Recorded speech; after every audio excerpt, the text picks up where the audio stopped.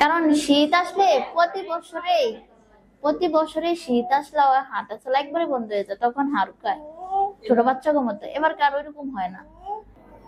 আমি পারজানা আর ও আমার ছেলে, আমরা রায়পুর থেকে আসছি। ওর জন্মের পর পরে খিঁচুনি হয়েছিল, খিঁচুনি হওয়ার পরে ঢাকা আইসিইউতে ছিল 5 দিন। এরপরে কয়েক জায়গায় ডাক্তার দেখাইছিলাম, কমফোর্ট হসপিটাল নারায়ণ সাহারি দেখাইছি, ইবনি সিনা দেখাইছিলাম, অনেক জায়গায় ডাক্তার দেখাইছিলাম। তেমন কোন বেশি একটা পরিবর্তন হয় না। এই জায়গায় আসার পরে এখন একটু মানে আগে শীতকাল আসলে হাঁটা চলা একবারে বন্ধ হয়ে যেত, তখন হাঁটতে পারতো না। এবারে স্যারাকে দেখানোর পরে শীতে আর হাঁটার সমস্যা হয় না, হাঁটার কোনো সমস্যা হয় না। আর আগে এক পা একটু আলগে হাঁটতো, এখন পা লাগে হাঁটে।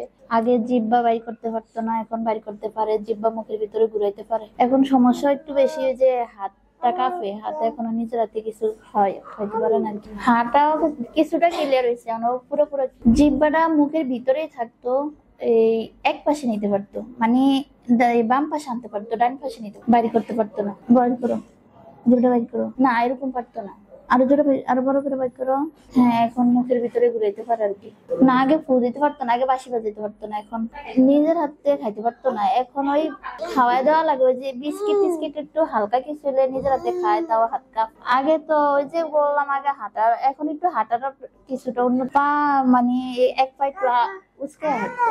এখন পা লাগে হাঁটে, তাও ক্লিয়ার হয় না, এমনি পাটা উস্কে হয়। ওর খিঁচুনি সমস্যা ছিল জন্মের পর পরেই। আর এখন ওই যে কথা মুখে বাজে, স্পষ্ট কথা বোঝা যায় না। আর ওই যে নিজের হাতে এখনো খাওয়া হতে পারে না, মানে কথাটা তো বলে কিন্তু কি স্পষ্ট বোঝা যায় না। এমনিতে সব কথা বুঝে বলে, মানে কথা বসিয়াও বলে কিন্তু বোঝা যায় না, স্পষ্ট বোঝা যায় না। এখন উন্নত এতটুকু হয়েছে যে জিহ্বাটা বাইর করতে পারে, জিহ্বা মুখের ভিতরে ঘুরাইতে পারে। পাটা একটু হয়েছে আর কি। পা তো আগে পা উস্কে হাঁটতো, এখন পা ঠিক মতন হাঁটে। আগে হ্যাঁ, আগে দুষ্টাইম অনেক বেশি করতো, মানে যে কোনো জিনিস নিয়ে পানি ফেলে দিত, যে কোনো কারণে ধাক্কা দিত। ওই জিনিসটা একটু কম আগে, মানে যে কোনো জিনিস নিয়ে পানি ফেলে দিত। হ্যাঁ, আবার ওই যে এমনি মানুষেরও ধাক্কা দিয়ে পানি ফেলে দিত, মানে এমনিতে মানে কে কি লাগে, কারে কি বলা লাগে, ওগুলা সব বুঝে। 2.5 বছর পরে হাঁটছে, 2.5 বছরের আগে মানে ওর জন্মের পর গাড় একদিকে একবারে বাঁকা করে নিচ্ছে। পরে আমরা যত চাই সোজা করতে পারি না। পরে ওই যে নার্স আসছিল, নার্স ডেলিভারি করেছিল, ওনারে পরে ফোন দিয়ে জানানোর পরে বলছে যে খিঁচুনি হয়েছে, এই যে হসপিটাল নেওয়ার লেগে। পরে ভোর 6টা বাজে আমরা রায়পুর হসপিটালে নিয়েছিল, রায়পুর হসপিটাল একদিন আসছিল, মানে বলছিল যে মাথায় আঘাত পাইছে, আঘাত পাওয়ার কারণে খিঁচুনি হয়েছে।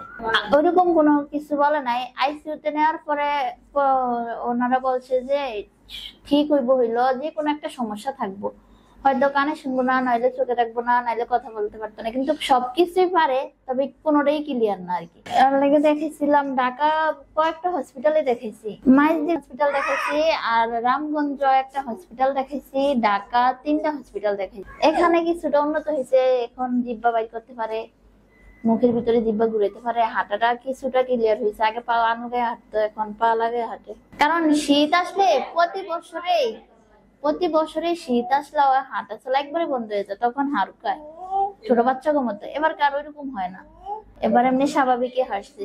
এখন তো একটু ভালো হলে তো সব মায়ের কাছে ভালো লাগে। চেষ্টা তো একের পর এক জায়গা থেকে এক জায়গা, কয়েক জায়গায় নিচ্ছি, কোনো জায়গায় মানে যে জায়গায় বলছে ওই জায়গায় নিচ্ছি। কবিরাজিও দেখাইছি কয়েক জায়গায়, কে বলছে আলগা, একজন একটা কইছে, যে জায়গায় কইছে ওই জায়গায় নিচ্ছি। ইমাম হোসেন স্যারের, উনি ডাক্তার হিসেবে অনেক ভালো, ওনার ব্যবহার অনেক ভালো।